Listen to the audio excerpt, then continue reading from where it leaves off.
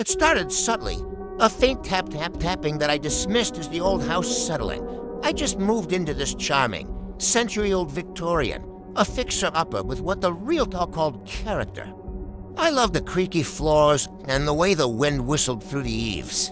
But the knocking was new.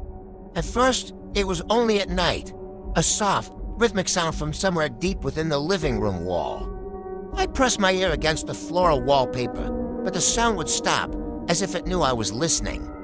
A week later, the knocking grew bolder. It wasn't just at night anymore. I'd be making coffee in the morning and hear it. Tap-dot-tap-dot-tap. It had a pattern now, 3 quick knocks, a pause, then 3 again. I called a plumber, thinking it was the pipes.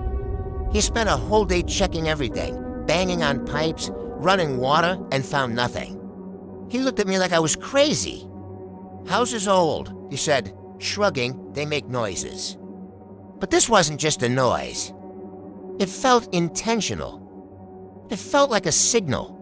One evening, I was watching a movie when the knocking started, louder than ever before, 3 sharp raps that vibrated through the floorboards. Frustrated and a little scared, I yelled at the wall. "Who's there? Stop it!" The knocking stopped. Silence filled the room. Thick and heavy, I let out a breath I didn't realize I was holding. Then, a new sound started, a slow, scraping noise.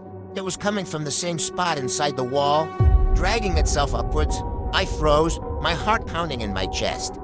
The scraping got closer to the ceiling, then moved horizontally across the room.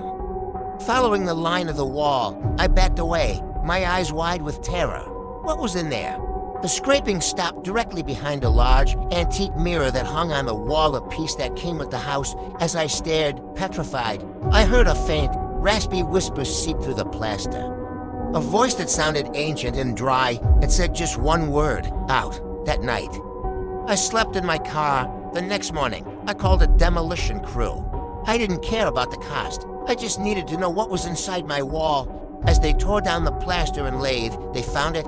A small, hollowed-out space, and inside, scratched into the wooden beams over and over again, were those same 3 words, "Let me out."